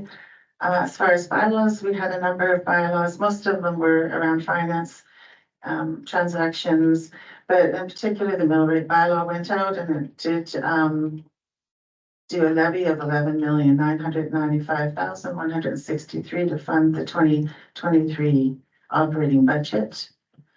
Again, there was others around assessment, tax installment payments. When it came to advocacy, we did work in particular around the briefing memos that were prepared for the ministers around the correction center releasing the inmates. We also did one, started to introduce the outreach pilot program and seek some financial support there. And then we did a paper also on the low income transit subsidy program, which small towns like ours have been excluded from, and I hope that we can pursue that a bit more this quarter. Training conferences, Gail attended the Municipal Clerks Association conference. I personally attended the blanket ceremony at the Peace River Library. And for anybody who hasn't attended that, that was really, really insightful, that ceremony. And I think there's another one coming up in September. So I'm encouraging staff that haven't attended to attend that. Community building and promoting public confidence. Lots happened here. So council timesheets and expense claim disclosure. All the timesheets and expenses from October 21 were gathered and put on Civic Web for public disclosure. And this promoted, transparency and public accountability. I hate to talk about this, we initiated live streaming of council meetings, and obviously another hiccup today. We will get there, but so far those that have recorded and posted, it's been a positive feedback. The CAO mandate letter was also posted online for public transparency. I attended and we participated in the Downtown Business Community Information Center around the SEPTED walkabout. We participated in the Chamber Trade Show in May. So legislative services really were to get all that, ready to go for council to be in attendance. For relationship building, I, continued my monthly meetings. I meet with Staff Sergeant Brown. I am an active member in the Economic Development Committee. I was able to participate on an advisory panel with Northern College. I met up with and started to build a relationship with Director Keats and actor director at the time, Regal from the Correction Center. We had an ICF meeting, and then we hosted the regional summer social on June 29th with the elected officials, CAOs and senior administration from the NDPs, County Northern Lights, Northern Sunrise County and the town. So that was really great. And I hope to do that again, especially because it wasn't just council and CAOs. We got down to the next level administration, and it's nice to have that networking. Communications, they were busy this quarter, so risk communications were managed through the river ice breakup time in April, as well as the wildfires that flared up in the first part of May. And there, you can see our communication team wrote a few things about risk communication and crisis communication for you to read. During the spring trade show, we really encouraged some registrations on Voyant Alert. So we managed to actually, between that and the crisis communication that was happening in late spring there, we managed to increase the Voyant Alert registrations by 1,700. And that has been maintained post-crisis. We also engaged in an employee communication engagement survey that went out. I've just received the report recently, distributed it to the directors. And so then we're going to take a look to see how we can take what recommendations we're going to take out of that report and start to initiate to improve our internal communications to the team. We did start, we post something now once a week, notes on council. Like we did create a little post-it note as well. So lately now all of the agenda gets emailed out to council or to staff. So everybody has the agenda when it gets posted. And then Tuesday mornings, we have meetings here at the moment to update staff on what council's talking about, what's, important at the time. And then we've just now done a little post-it note that does the top 5 or 6 things that council talked about or was on the agenda. And that gets posted to all of staff Tuesday morning, along with go ask your director if you want to know anything more. It's just trying to increase the communication so everybody knows what's going on. What else did we do?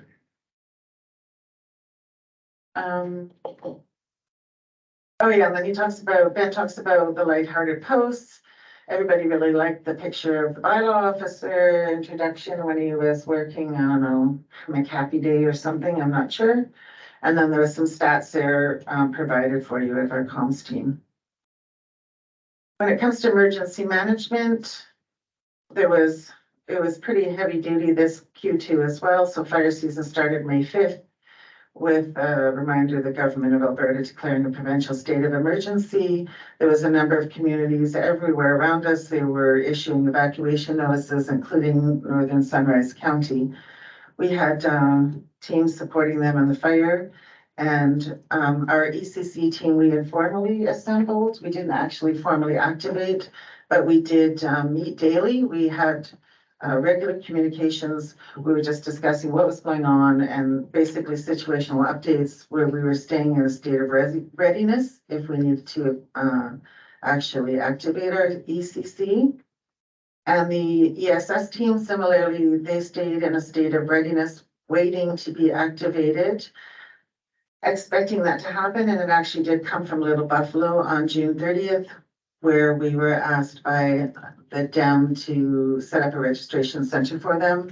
And the team did that at the Athabasca Hall for evacuees, but it was just short-lived. I think we only activated for maybe a day and a half there. And then they came in, Little Buffalo came in and took care of their own activations from their registrations. And so from that point on, throughout the whole quarter, the ECC and the SS teams just stayed in a state of readiness and alert in case we needed to move to a different level.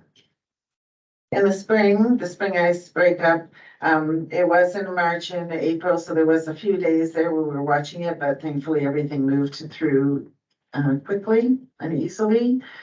The municipal emergency plan is, we have a working group consisting of administration and senior leadership and some public works staff that we work on the municipal emergency plan. And because we have a number of staff and plan is always evolving and being updated and whatnot, we had our fire chief or fire service captain, he hosted 2 classes for staff to just review and be introduced to the municipal emergency plan again. So we had 41 staff members attend, which is a big chunk of our permanent employees.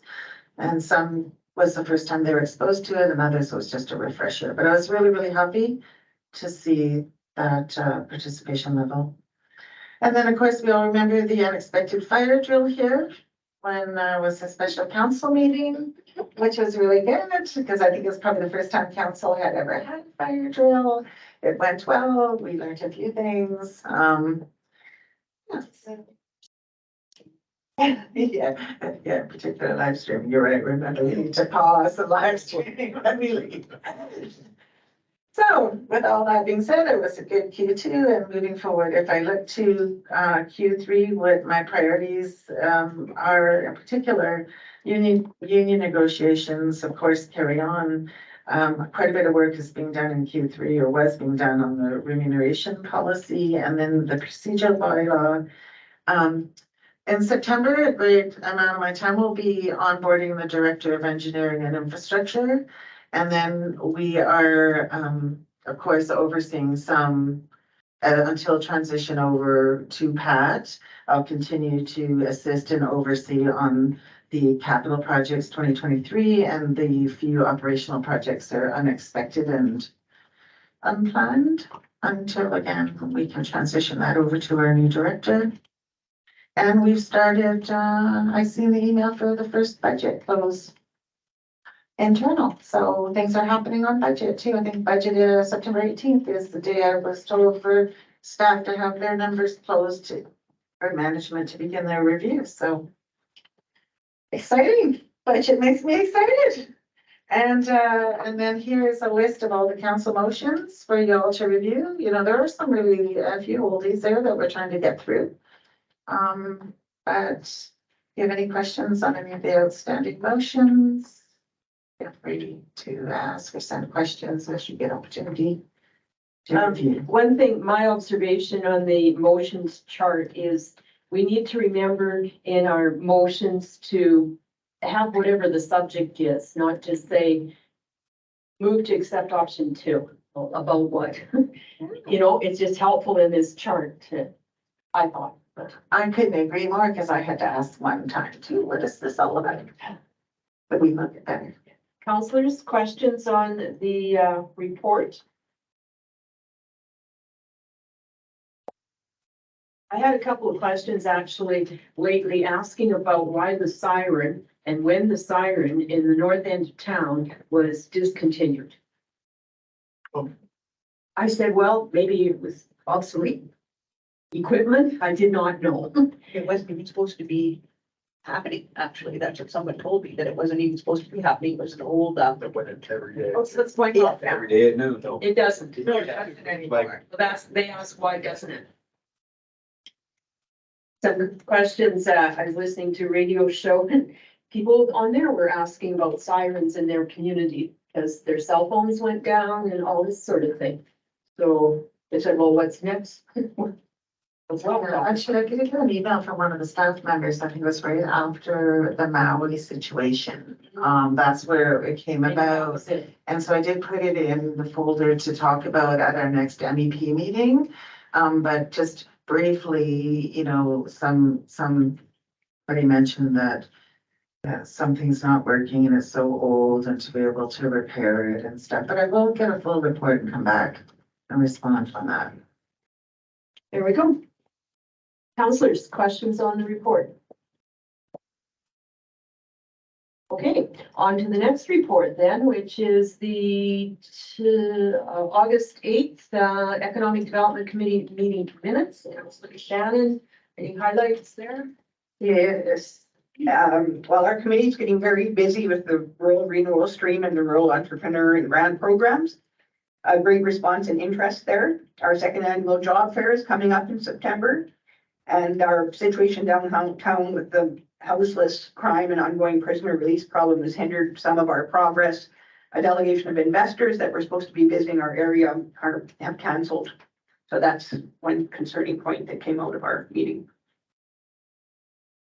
Okay, Thank you. Thank you. Any questions of Councillor Shannon on the committee and his doings?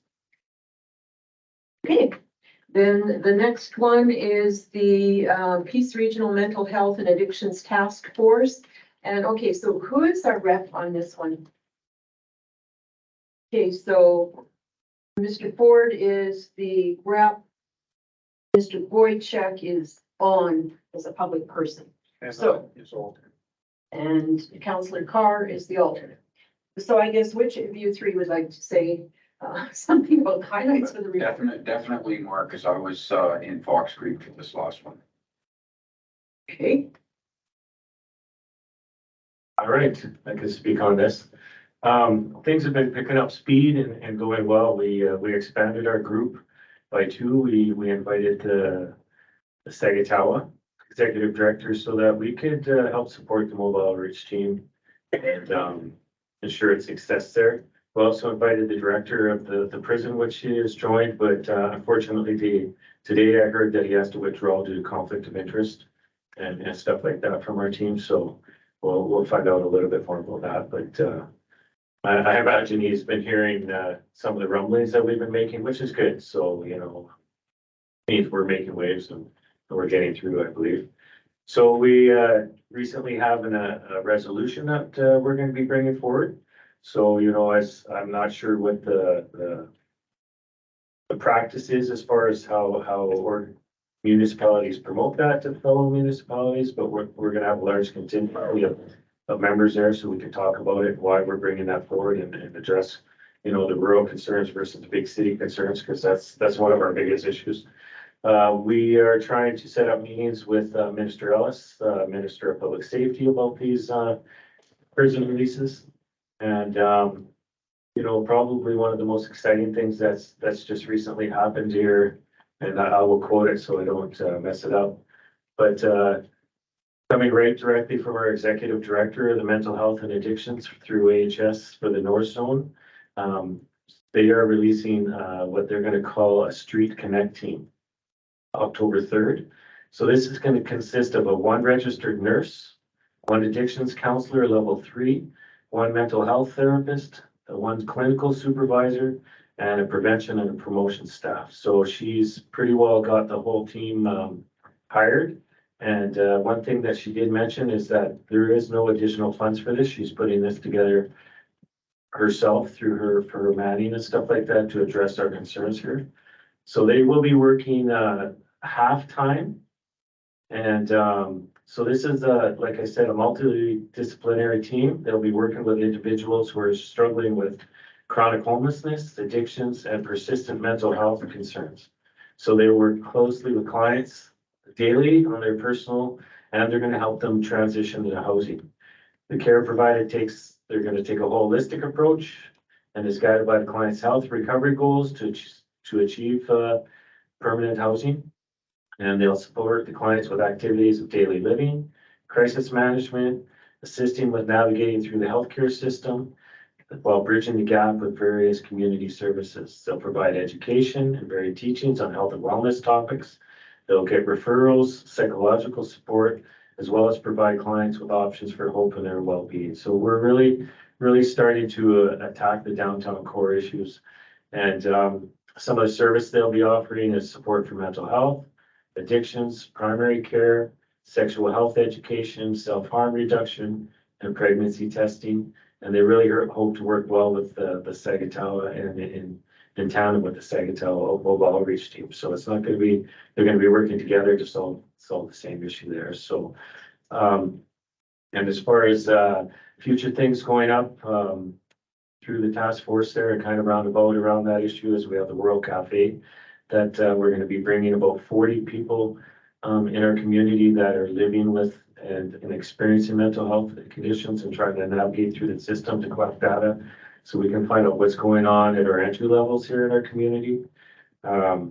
In October, I'll be attending an Alberta for Health Research conference, mostly dealing with a lot of these stuff in Hinton, and then traveling up to Lacombe for the Rural Mental Health and project conference. And then on November 30th, working with the University of Alberta Community Safety, we'll be sitting on a panel at an innovation forum on strictly on community safety at the municipal level. So trying to gather lots of data, get lots of information of what's going on in other communities and what's working well. But we've got an amazing team, and it's just phenomenal the passion that all of our members have, and the connections and how we're working together to solve this issue. So what we've accomplished in a short time frame has been amazing. One thing we did decide at the last task force meeting was we are coming up with new terms of reference on what we're going to tackle in the next coming year. And one of those things will not be transitional housing. So I'll just be continuing to look after that on my own and as separate from the task force. But that's kind of where we're standing there. We've got lots of follow-up items with ministers and Minister Williams and programs, and working closely with his office and the jail. So as far as the director of the jail goes, we're still going to work closely with them and help advocate for them and work at solutions with them, but they just will not be on the task force at that time. So I think that's about it. Thank you. Councilors, questions? I guess I have a couple. Is there an estimate of the number of houseless people, be it for reasons of homelessness, mental health, whatever? Is there a grand estimate anymore about what's happening Peace River wise? There was, I've ran 2 estimations in the past, 2018, 2020, there was grant funding coming up available to run it again. I told them I'd run it without grant money and they weren't too happy about that. So I tried to get a few agencies and nobody applied for that grant. So at this time, we do not have anybody collecting data on how many people are experiencing houselessness and homelessness in our community. But through the mobile outreach team, we really want to collect the data of how many people they're running into on a daily basis, where they're from, and why they're on our streets. So we're kind of going to work at that.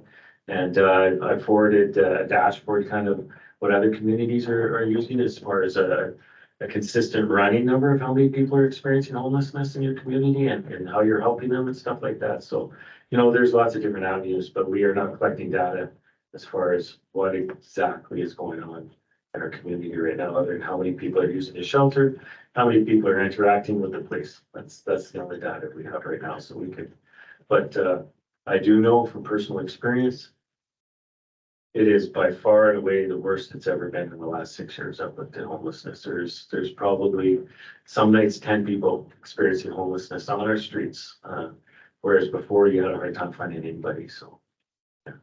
And I guess the community would say there's the homeless, and then there's the issues with perhaps meeting some people they don't want to meet downtown. So it's kind of a variation of all sorts of things that we're experiencing. But you did say that the Addiction and Mental Health Services project program, beginning of October, that should be in place. October 3rd.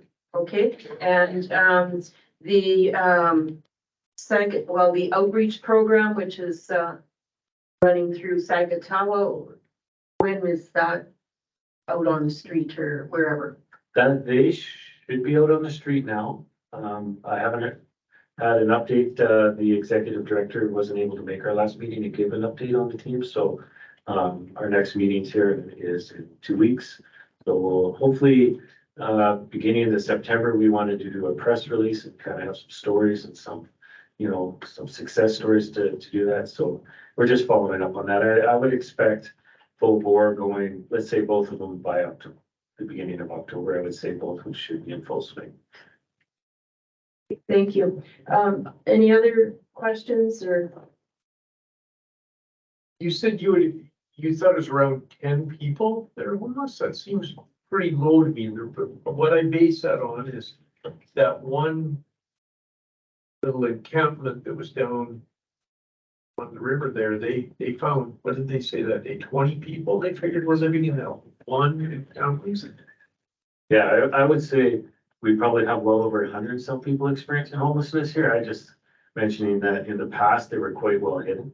And now you can go and you can find 10 people easily, whereas before you had to find the encampments or find out. But now it's, I literally ran into a woman there the other night who's gonna use the shelter for her first time, so, there's a lot of people that, and she's been around here. First thing I asked her, are you from our region? She says, yeah, I've lived here my whole life.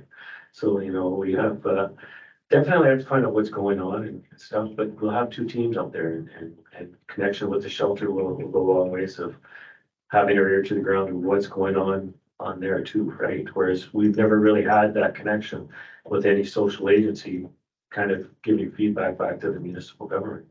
So this would be something new. Okay, any other questions? Counselor Good, any questions? No? Okay, One more thing I will add though, that we need to advocate for, and whether this is fact or not, but we're told that people remand are from our area, but I know for a fact that we're getting many people in remands from a lot further south. I've heard people say, I've come up here and didn't expect to see gang members from down south, and yet they're walking our streets. So we really gotta advocate why and where people are being sent up here to remand and why they're being sent up to Peace River to remand when we don't have the transportation. We really have to look at what's going on there, because that's causing a lot of danger and community safety issues here.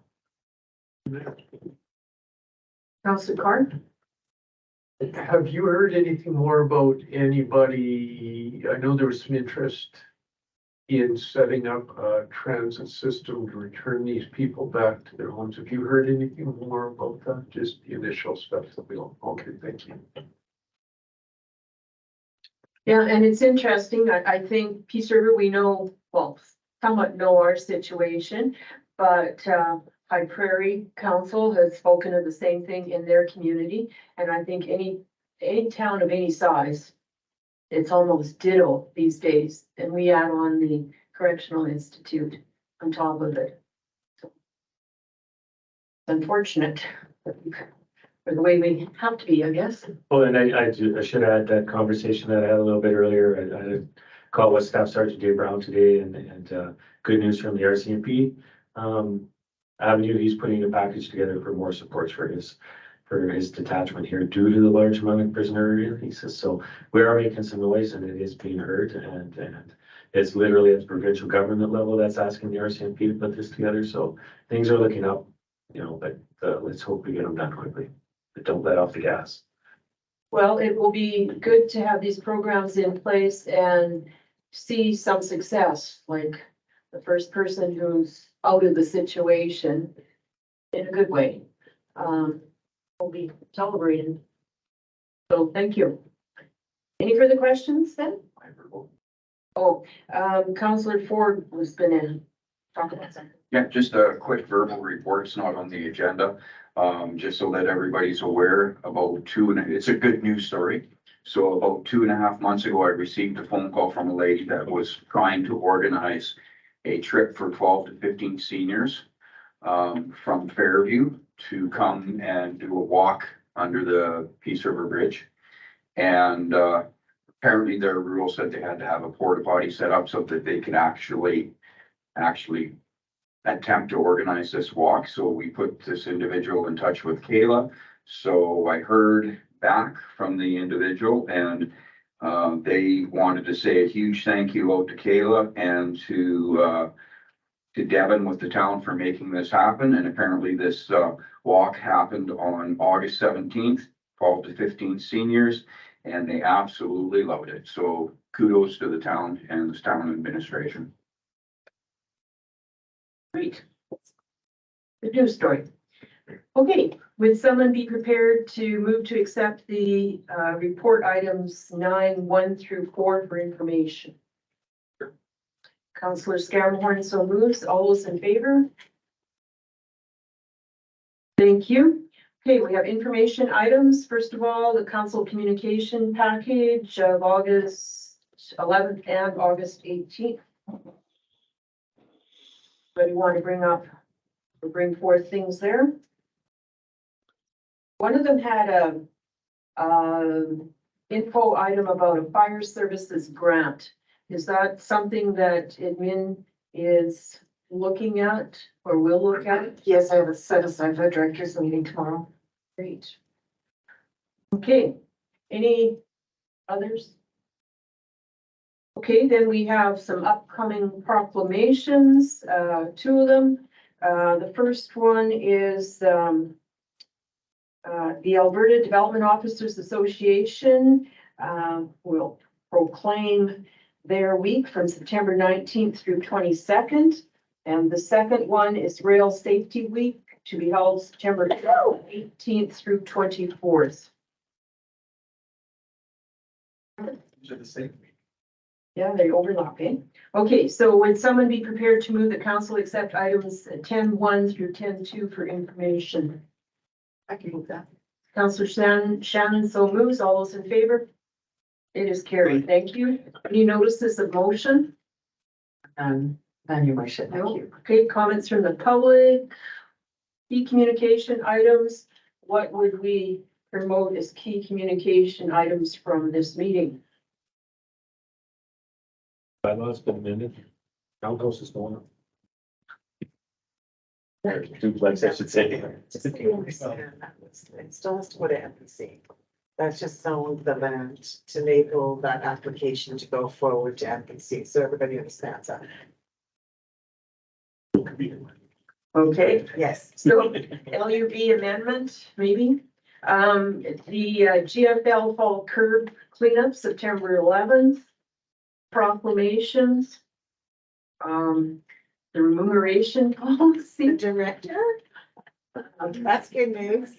And your engineer That's coming. good news. Yes, that will be good news. You know, it was also interesting when you said that there was so many people interested in coming, you know what I mean? Like, that's a good sign that people want to come, you know, like that you had so much interest in the position. For our director of engineering, oh, I was talking about the protective services one. Oh, that too. Talking later, probably. This might be a good communication item back to the economic development, all the steps that the municipality's taken to improve community safety. So next time you got an investor coming and saying, why are you doing that? Well, you know what? We're doing this. You know, we're way ahead of the game. You'd actually be better off coming here, because if you go somewhere else, they're not even dealing with that. Change the story. I heard that phrase used. So, anything and everything out of the mental health task force could be highlighted, I guess. Especially the new programs that we've heard of, 2 new ones today and ones that will be starting. Okay, anything else anybody can think of on that topic? Okay, how about we take a break for how long? 6 minutes, 10 minutes? 6 minutes, stand up, okay, and then we'll come back to closed. Kayla, will you have to send me another link? No, I don't need to send you another link. I'll stop recording. Okay, thanks. Gotta leave for a minute.